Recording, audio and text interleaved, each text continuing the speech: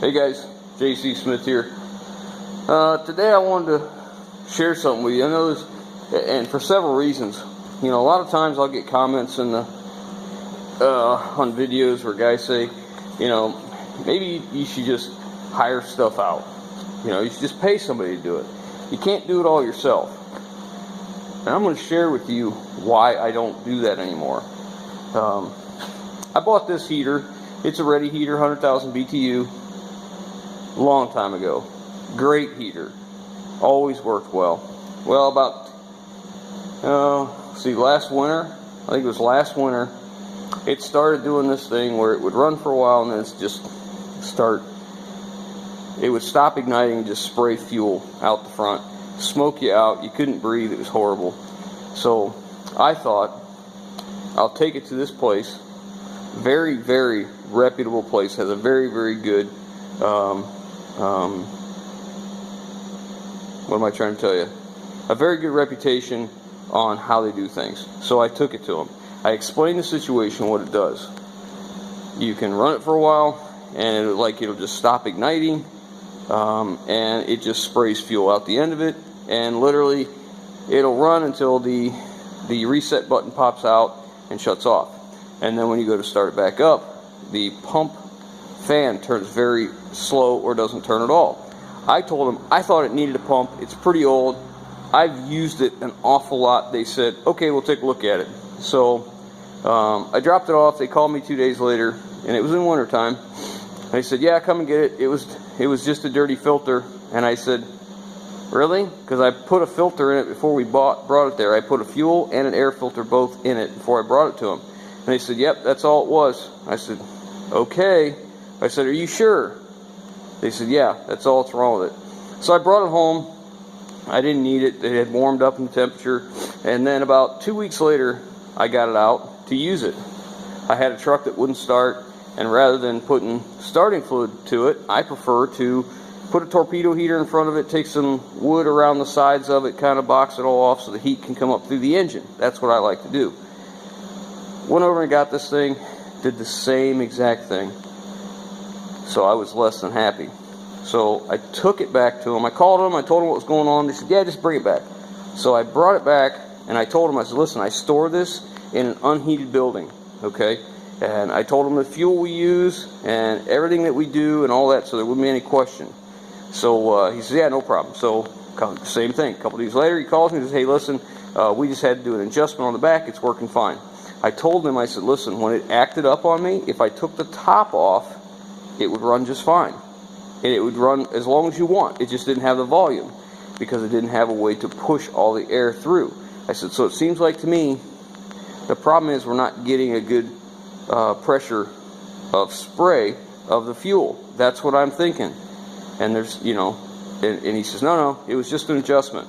So I picked it up, and again, the weather turned, and I didn't need it. So recently, I got it out so I could work on the 65.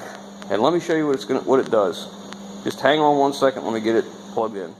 I'm going to turn it on. Okay, so here we go.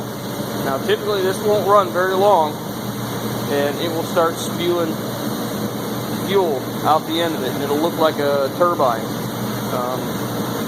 And once it does this, it'll run for another, you can unplug it, turn it back on, it'll run for another 15 seconds or so, and it'll start doing the same thing. And you can't work like this, you can't breathe this stuff, it's horrible. You know, it's fuel. It's fuel blown and sprayed into the air. That's what happens.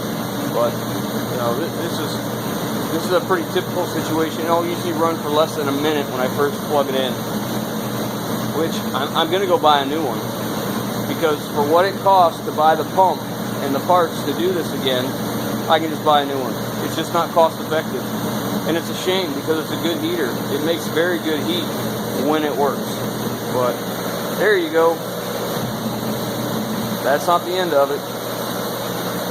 Now it'll keep blowing that fog, which is raw fuel, until it trips the reset. Should be any second now. And there you have it. And this is the fog that you're left with when it does that. So you have to open up the doors and air it all out because you can't breathe this stuff. It's horrible. Just terrible.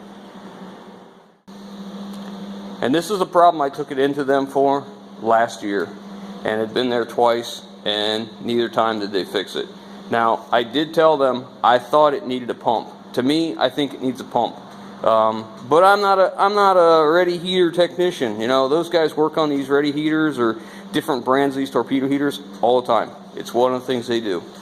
So I just thought I'd share my frustration with you guys, because I know a lot of times guys say you just need to let go of control and you need to, you know, just hire some stuff out. Well, this is exactly why I don't. Because I have spent, I think, close to $200 fixing this heater, and it's never been fixed. And now it's too late, because it was, you know, last year when I had the problem, I was so frustrated, forgot about it, didn't take it back, and, you know, now it's on me. So I'll just go buy another heater. I don't think it's cost effective to buy that pump and replace this for what they cost today. So probably going to be another heater in my immediate future, because it's pretty cold here, stays cold. I really keep this around most times for trucks.